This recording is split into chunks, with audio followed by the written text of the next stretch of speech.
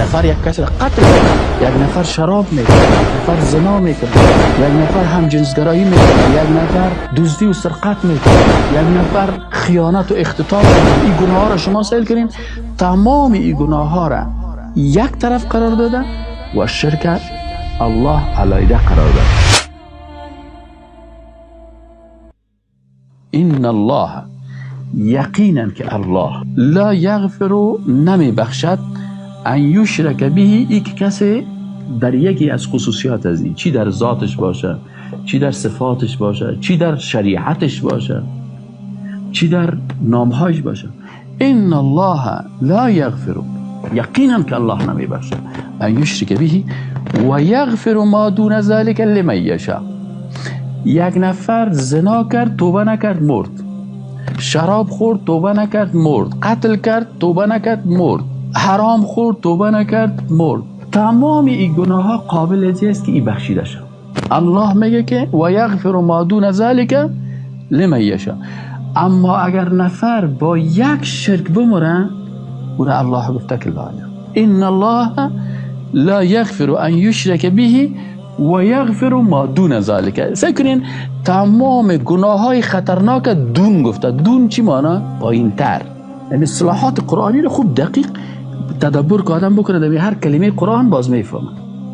پس کل گناه های خطرناک که پیش ما تو مثل کوه معلوم، یعنی هر گناه مثل یک کوه هست. یک نفر 100 گناه کرد به اندازه 100 کوه گناه کرده.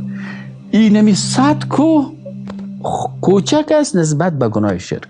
ان الله لا یغفر ان یشرک به و یغفر ما دون ذلک لمن یشاء. دیگه گناه ها را بر هر کس که اگر الله خواست او را برش میبخشه. میشه به رحمت خود یک نفر 100 سال نماز نخوند، در سال 101 آمده نماز شروع کرد، الله اونم 100 سال به نمازی رو گذاشت.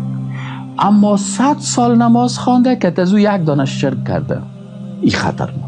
از این خاطر سر شرک بسیار احتیاط کنید، بسیار. و خطرناکترین چیز که ما در وطن ما دیدیم اینم است که بسیار مردم عابد به عبادت بسیار خوب میکنن، در شرک مبتلاست. اگر این موضوع شرکی رو برش بگویی که جمع میکنن.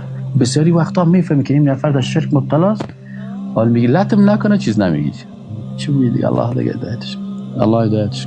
خوب میفهمیم که این نفر خود گپش خراب است. آیت و من یشرک بالله فقد ضل ضلالا بعیدا. میگه کسی که به الله شرک بیاره دیگه. خب آیت شریف دیگه چی میگه؟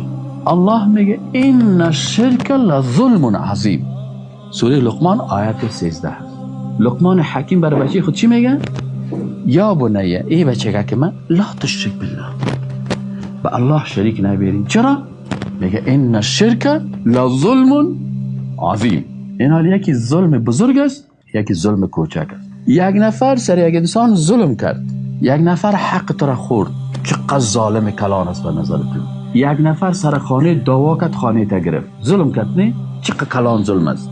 یک نفر موترت آمد به زور کلیش از پیشت گرفت و تو هیچ زور نداشتی، قرار از پیشت دانه قرار میدانه، چقدر ظلم بزرگ است. یک نفر آمد از مالت از خورده، چقدر ظلم بزرگ است. الله اینمی کلی ظلم ها را در مقابل شرک چی گفته؟ گفته از این که از ظلم بزرگ چی است؟ ان الشرک یقینا، ان سیکو یقین داشته با که شرک است، لام باز توکید میکنه، تاکیداً ظلم بزرگ است. لقمان حکیم برای بچه خود میگه که از تمام ظلم ها که ظلم بسیار بزرگ شرک. احتیاط کن. آیت دیگه قرآن چی میگه؟ ولقد اوحی. سیکو خوب دقیقی آیت قرآن است. برای کی خطاب است؟ بر رسول الله صلی الله علیه و مستقیما.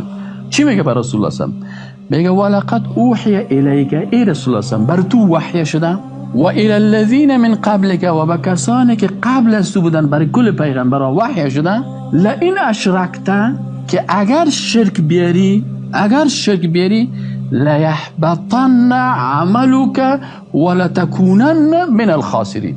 اگر شرک آوردی تمام اعمال تو از بین میره. ولتکونن، و حتما 3 دفعه تاکید است. لیحبطن هم 3 تا تاکید داره، ولتکونن هم 3 تا تاکید داره. همین صرف و نحو را که آدم خوانده باشه باز همین معنای کلمات دقیق میفهم. این حالی اینجا میگه لیحبطن، لام یک تاکید است، نون توکید دو نون دیگه است. این در سر یک کلمه که 3 تا داخل میشه یعنی 3 دفعه تاکید میشه. میگه اگر شرک بیاری به الله حتما که شک نداشته باش تمام نماز و روزه و حج و زکات و جهاد و عبادت و اطاعت کلش از بین میره. ولا تکونن و حتما 3 تاکید است، تو می باشی من الخاسرین، از جمله که زیاد کن.